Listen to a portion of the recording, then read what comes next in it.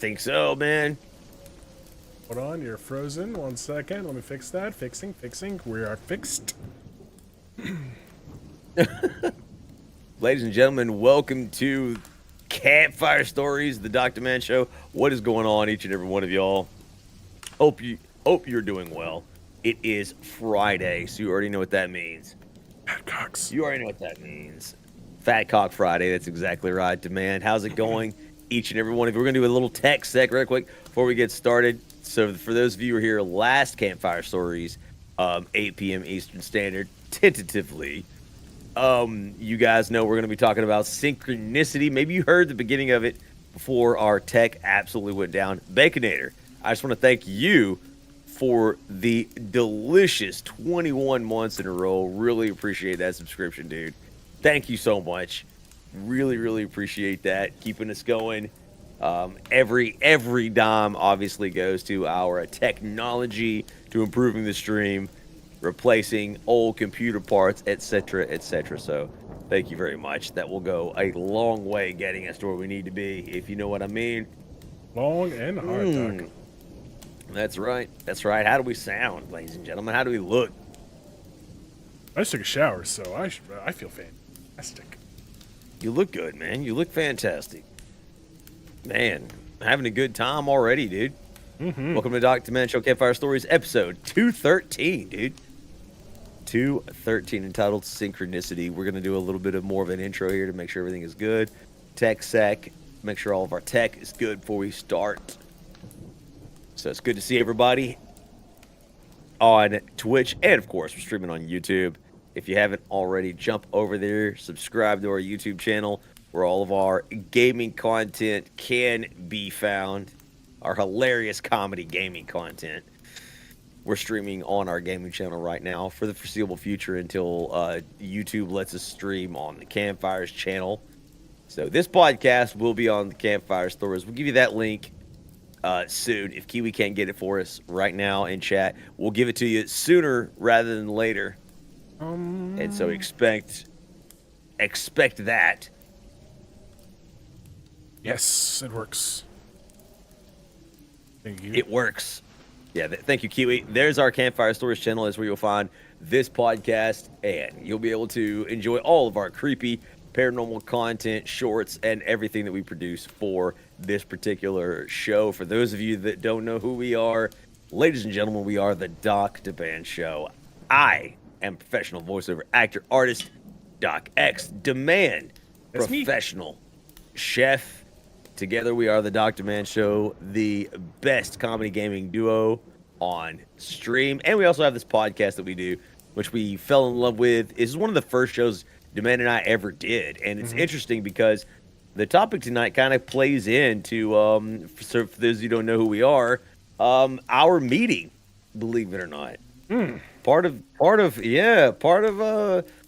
this subject tonight, sort of plays into when Demand and I, or how Demand and I met. We'll be telling that story a little bit later on. It's a good story, dude. It's a good story. So we need to clip this so people were like, well, how did you two meet? Like, what's your origin story? Well, tonight we're going to be talking about it in the realm of what we're going to be discussing. It's pretty interesting, dude, and weird. Some might even say creepy on a coincidental level. So I guess without further ado, Demand, are you ready, dude? Yes, Doctor, I am ready. So tonight we're going to be talking about a little subject known as coincidence, but it's actually referred to by another term, right? I know that there's things that happen in each and every one of our lives that we would consider, or we would just chalk up to sheer coincidence, right? Things that occur that don't really necessarily correlate to each other in a causal way, or a cause and effect kind of way, but for some reason they still sort of seem to be related. And I can give you an example of this, a historical example actually. And so to start things off, I present to you, Demand and chat, the story of Hugh Williams. So, on December 5th, 1664, Demand, a ship sank off the coast of Wales in the Manea Strait. Out of the 82 crewmen, there was only one sole survivor, a man by the name of Hugh Williams. Then, on December 5th, 1785, the same day, many years later, another ship sank in the same treacherous waters. The man's name, the sole survivor, yet again, Hugh Williams. Then, in 1820, yet another ship succumbed to the same fate at the exact same location. During this tragedy, 100 crewmen perished, with the exception of one sole survivor. Demand. Any guesses on what his name might have been? Was it Huey Lewis in the news? It was not. It was Hugh Williams. Finally, on August the 19th in 1886, a fourth ship sank in the exact same waters. This time, there were two survivors, Oh. not just one. Both men named Hugh Williams. All right. That's a practical joke by sailors.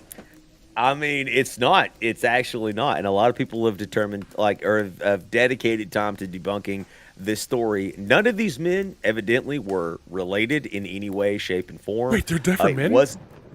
It was not the same person, as far as we could tell. I mean, there's hundreds of years apart, and each one of these men was a separate individual person. Again, not related. People have said, I mean, dude. Talk about it, dude. Talk about it, because I mean, it is super creepy. And you know what? On a side note, like, I realize, like, people are finding, like, all kinds of, like, fraud in the United States government, and, like, they're finding people that are on Social Security that are like 100, 200, 30 years old. You know what I immediately thought, in the vein of Campfire stories? What if these people actually existed? Ooh.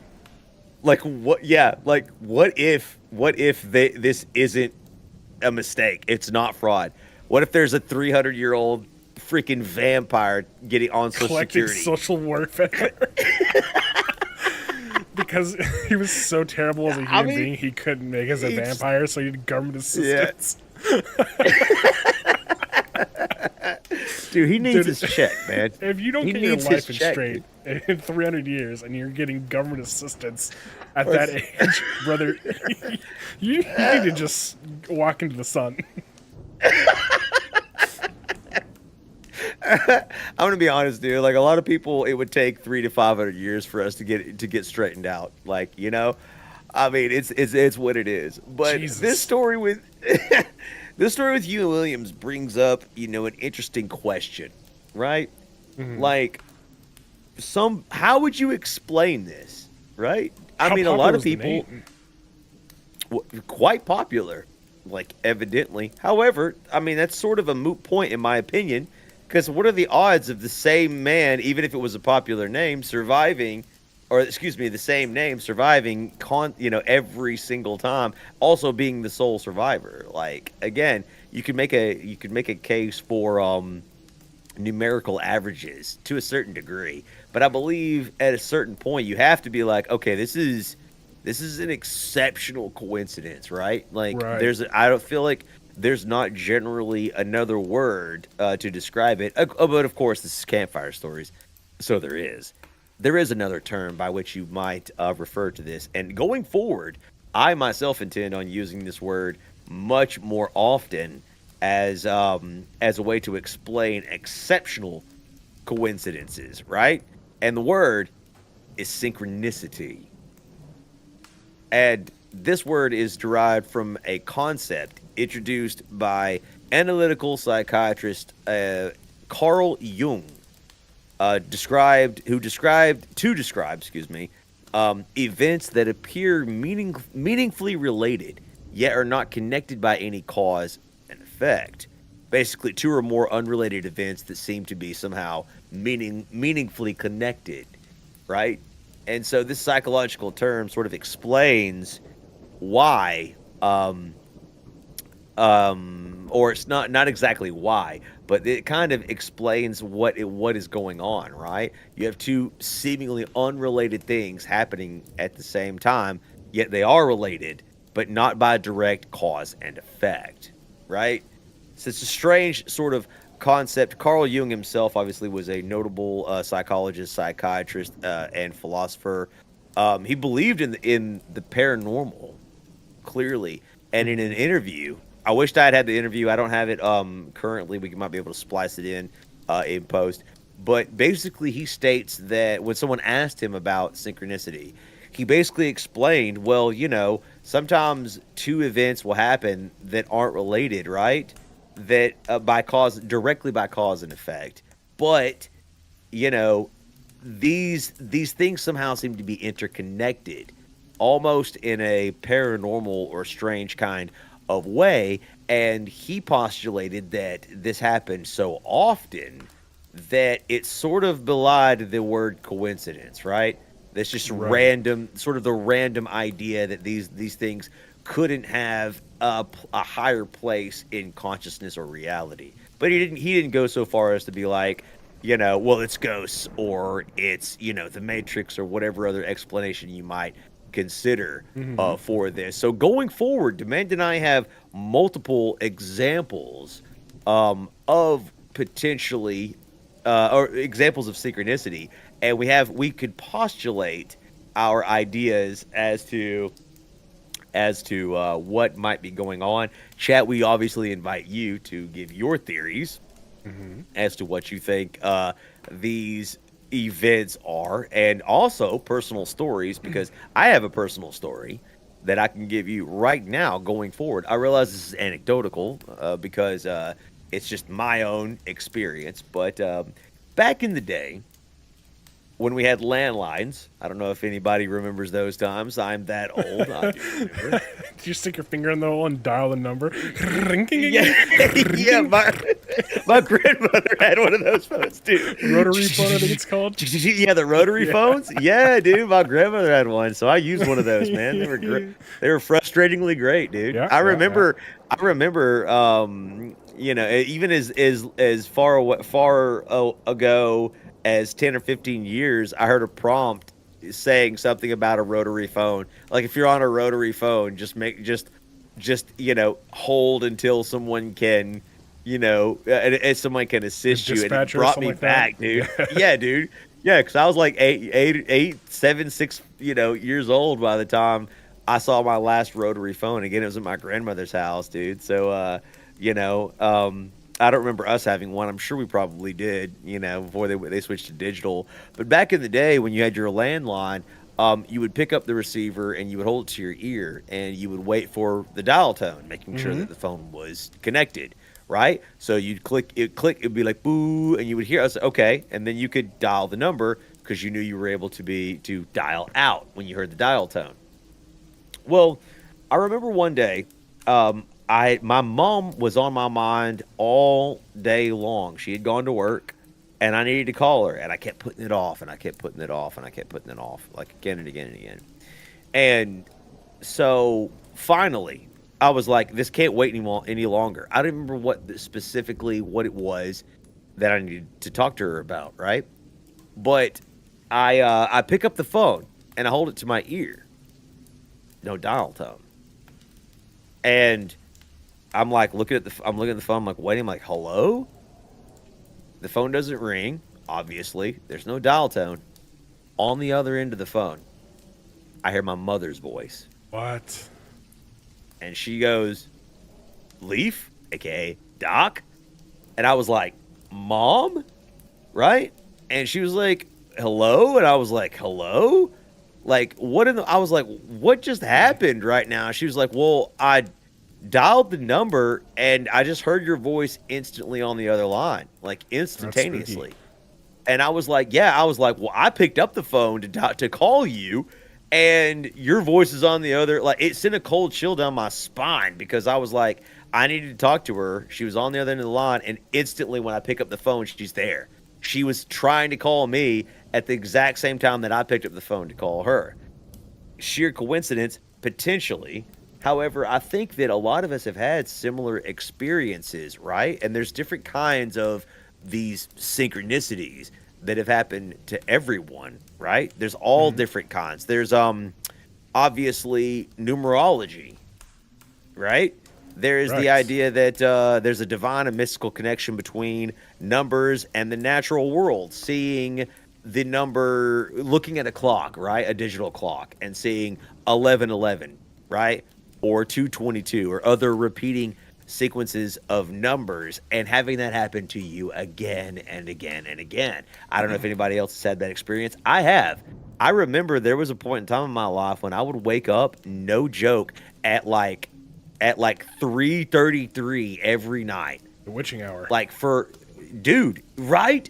And I remember like and some people believe there's some sort of significance, to that sort of coincidence or synchronicity, right? Like you're waking up consistently seeing that same number. People have reported driving down the road and seeing that same repeated sequence everywhere they look, not on just digital clocks, but randomly on license plates and things of that nature.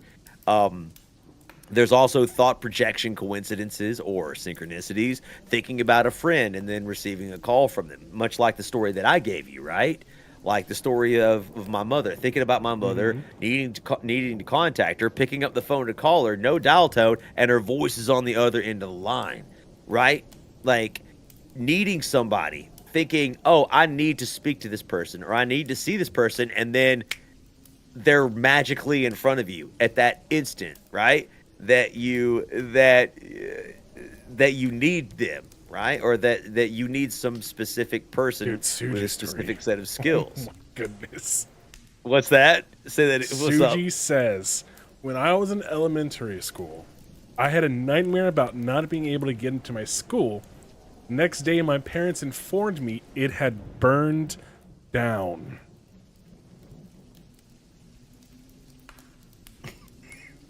I mean, synchronicity, right? Like that's some of these, and that's Carl Jung's argument, right? And we got a lot of arguments about what this could be. Again, I'm interested to hear people's thoughts on it.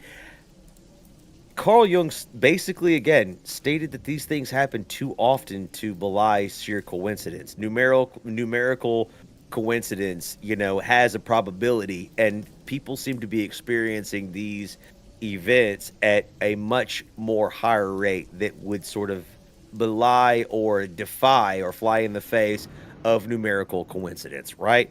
That sometimes these things are happening in a way that's almost provincial, in a way that Suji Story said. Terrible deja vu, says Baconator. Yes, right? Like a way that you, and that's also a synchronicity, right? A deja vu, thinking or believing that you've